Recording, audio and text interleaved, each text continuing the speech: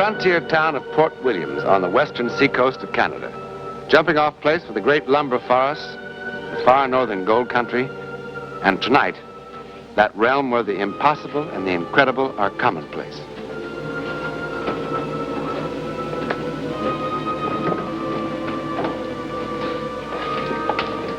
The Port Williams Hotel. Rooms $1.25 and up. Up to $2. But at this stage of their lives, $2 is important money to Jan and Philip Werris, because they've come to the end, the dismal end of a long-cherished dream. But for Philip Werris, tonight is also the beginning of an adventure beyond his wildest dreams. Beyond belief. Yet, it happened.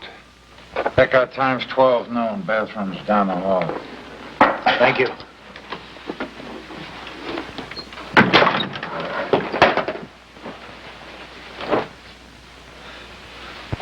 Well, we've sure come a long way, haven't we?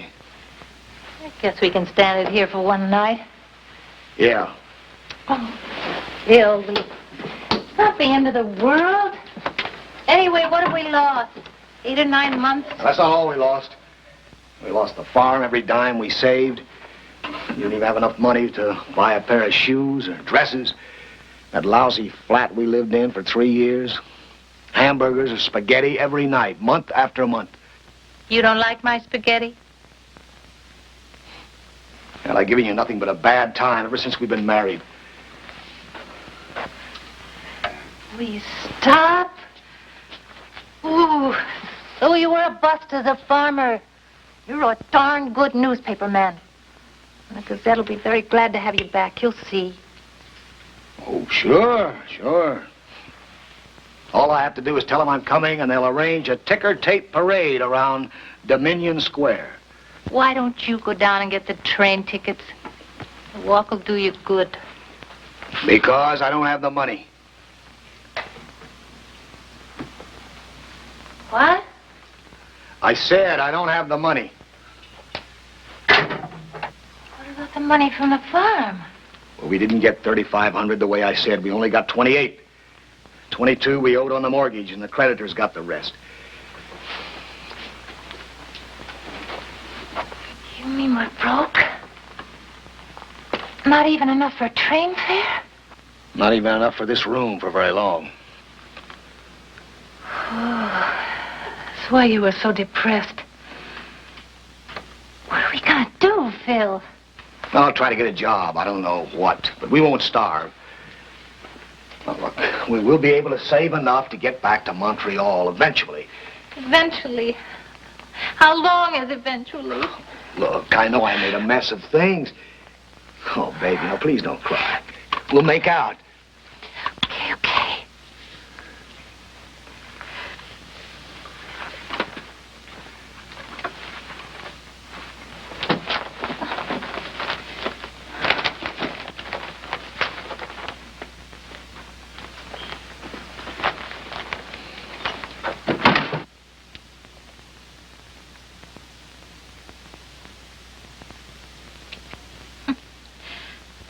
Apparently the last tenant in this room had money troubles, too. He went right to the heart of the problem. The Gold Miner's Handbook.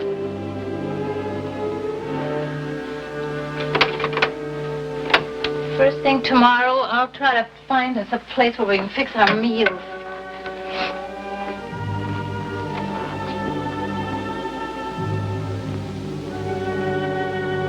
Phil? Phil? What's so fascinating? What? That book you're staring at is over $1,000 bill. I don't know. When I saw this name written here, Larry Barton. So? I don't know. Screwy. Look, we better get finished. And go to bed. It's getting late. Phil, I'm real sorry I made that fuss. Since I wanted to...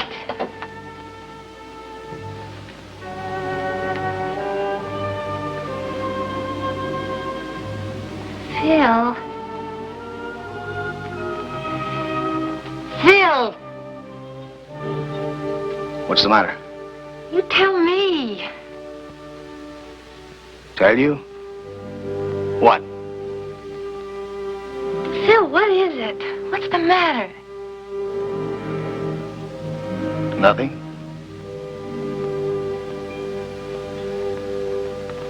Nothing.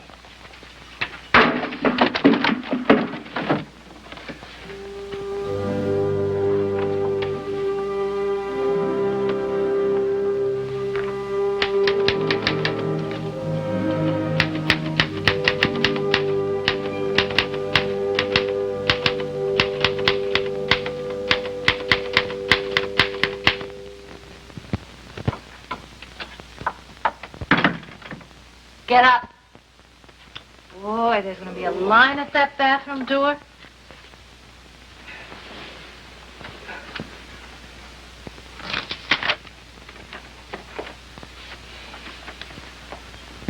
Port Williams, September 7th, 1960. Out of the gold country of the far north today came a shocking story of the corruption of the human spirit caused by the poisonous erosion of greed. Just 3 months ago, Lawrence Barton, 42, and his 38-year-old brother, Robert, took the train from Quebec to this west coast port town. After purchasing gold mining equipment and supplies here, they embarked for Skagway, and there set out on horseback for the vast country of the Canadian Yukon. The club-footed Lawrence and his younger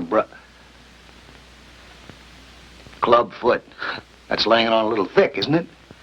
Maybe, but it's got a great start. Oh, such modesty. Since when did you become a writer? I didn't write this. You didn't? Are you serious? Oh, wait a minute. And I do recall waking up. Yes, I woke up suddenly, thinking about that gold miner's handbook for some strange reason. And I got out of bed, and I picked it out of the wastebasket. But that's all I remember. I don't recall writing anything or even going back to bed. Boy, get into the shower and wake up.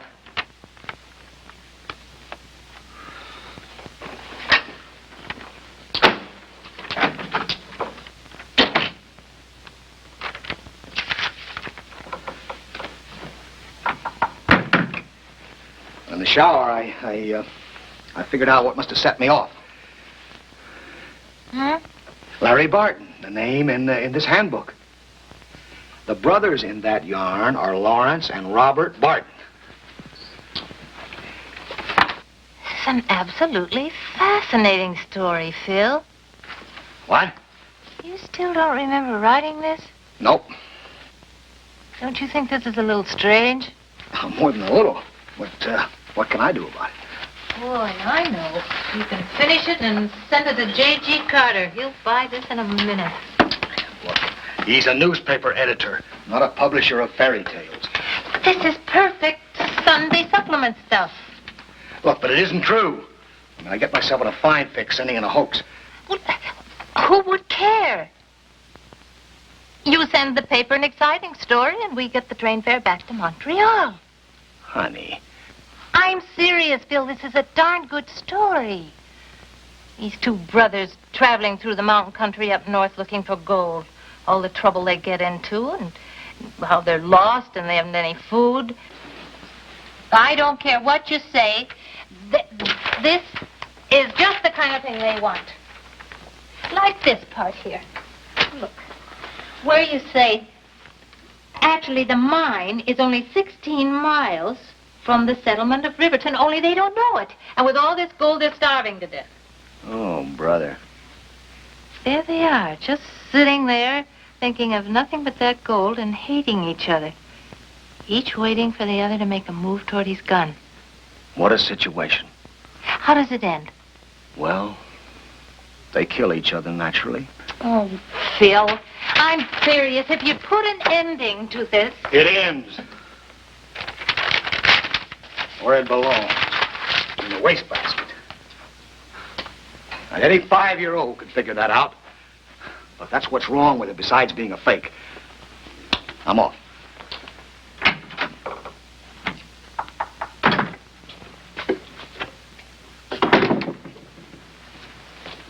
Oh, Mr. Warren, the train just came in from the east.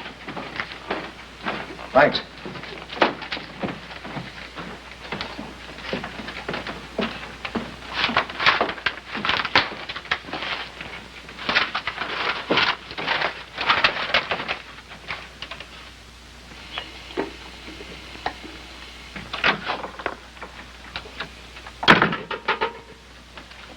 What about this?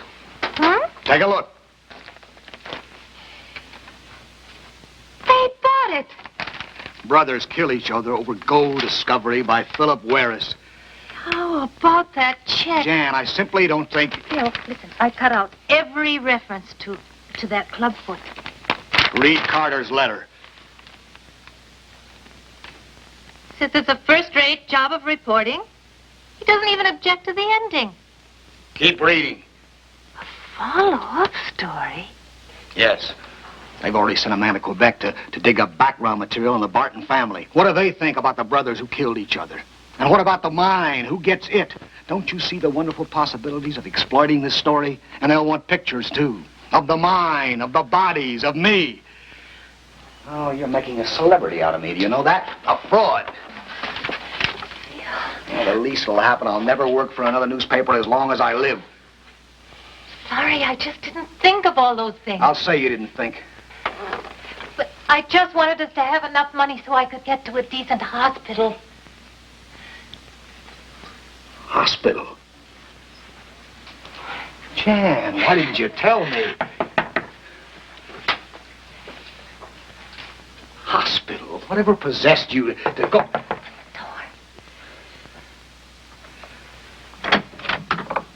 Yes? Mr. Warris? Philip Warris? Yes? I'm Mrs. Lawrence Barton.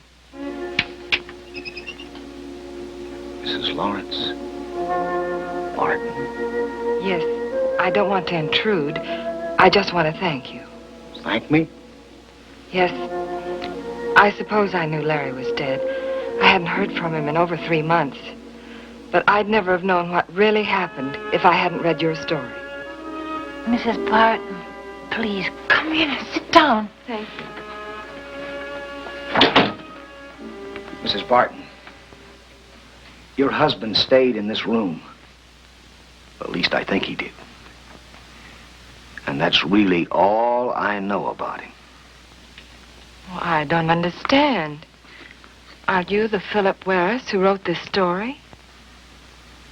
Yes. I wrote it. But I made it up, Mrs. Barton. What? Why are you lying to me? I'm not. When we took this room, we found a book belonging to your husband with his name in it. And I unconsciously just used his name.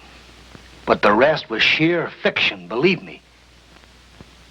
Oh, Mrs. Barton, I know I did a terrible thing. An unforgivable thing. But it just never occurred to me that Larry Barton would have a wife somewhere. I just didn't stop to think. Mrs. Barton, this is not his fault. It's mine. I sent that story in. You see, we needed money. Oh, stop it! Stop it! Are you both insane, or do you think I'm a complete fool? I can't imagine why you're trying to do this to me. But I'm going to claim my husband's body, and Robert's too. And you'd better not try to do anything further to prevent me. Mrs. Barton, please, wait a minute, wait. Now, Mrs. Barton, does your husband really have a brother named Robert? And did they go up north together? But what about the other things of the story? Well, I mean, they can't all be true. Their ages, their deep affection for each other. Mr. Warris, what do you want of me? Mrs. Barton, I don't know how to explain this to you. It's all an impossible, horrible coincidence. My husband did make up that story. So you see, your husband's probably alive. I'm sure he is. Well, if he is, I'm going to find him. Spartan, I'll help you. Believe me, if he's alive, I'll find him. Please.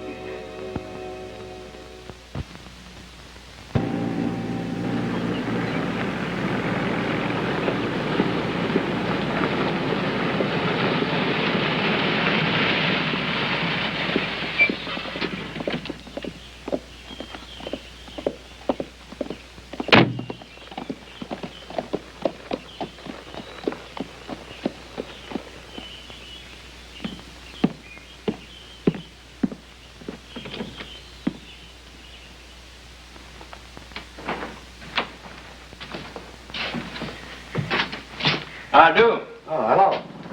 Say, I wonder if you could help me. I'm looking for two men, brothers.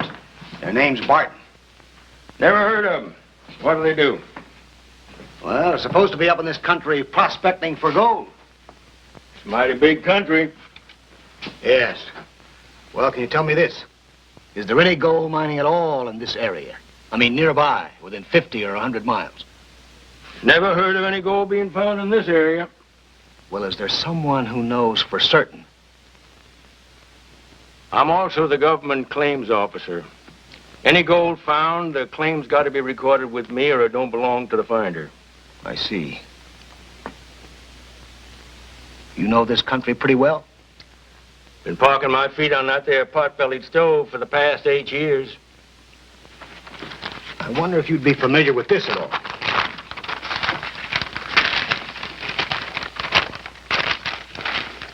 Just 16 miles east of Riverton, they came upon their first sign of human habitation in more than 11 weeks. A miner's cabin on the south shore of a small heart-shaped lake. But there was no one in the cabin. They forded the shallow water and came upon a small one-man mine. Inside, they found the miner. He had been dead for weeks, victim of a rock slide when one of his shoring timbers broke loose. Yeah, there is a little heart-shaped lake out that way. There is? Yeah, just about 16 miles east of here, too. I haven't been up there in a couple of years, but I don't think you'd find a cabin or a mine or not to mention a miner. I don't want to be mining anyway. Say, could you sell me a pair of field glasses? Why, sure. Sure thing.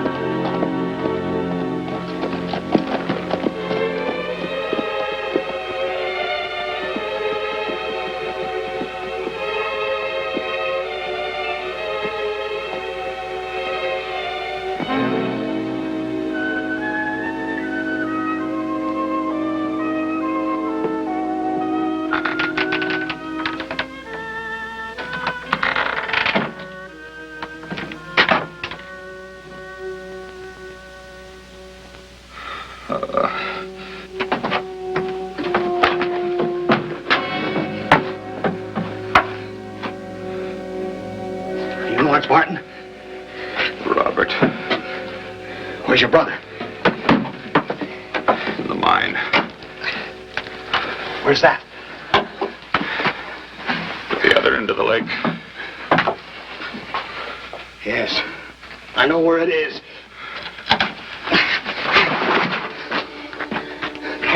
Come on. I'll give you a hand into the bed. Come on. All right. Here we go.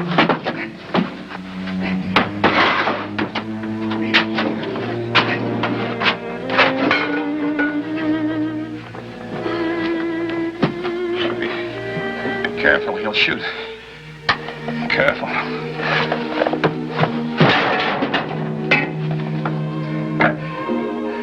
Look, I'll go for help. I'll be back as soon as I can.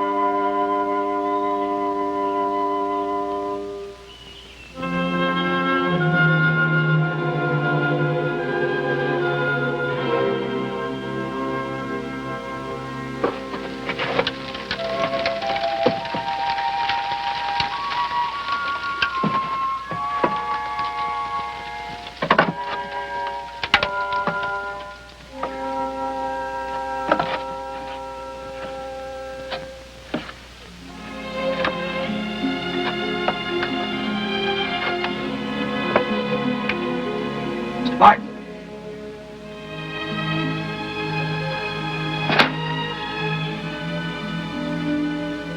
Mr. Martin. Mr. Martin, your wife is very worried about you. Mr. Martin, I'm not going to hurt you.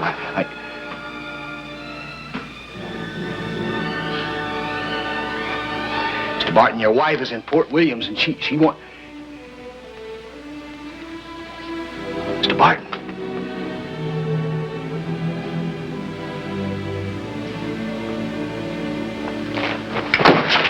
Mr. Martin.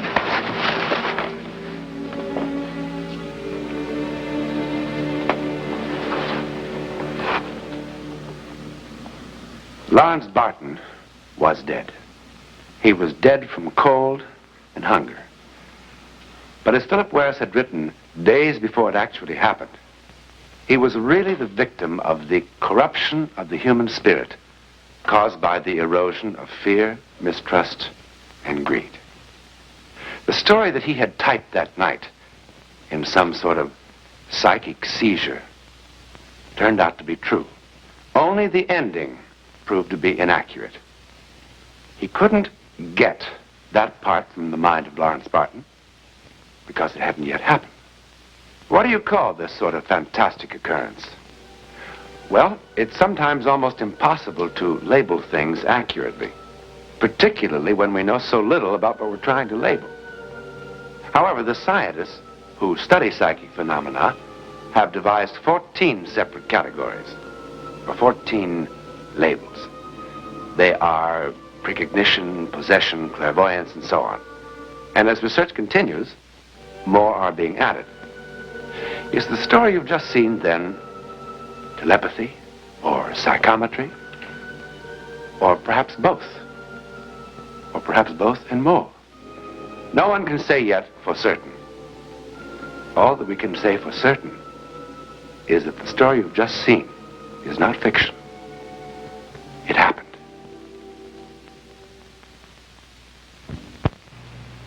Next week, and every week, we'll be bringing you the personal records of the rarest kind of human experience. Man's adventure in the world of the unknown. That mysterious psychic world beyond our five senses. This is your invitation to take with us that astonishing one step beyond.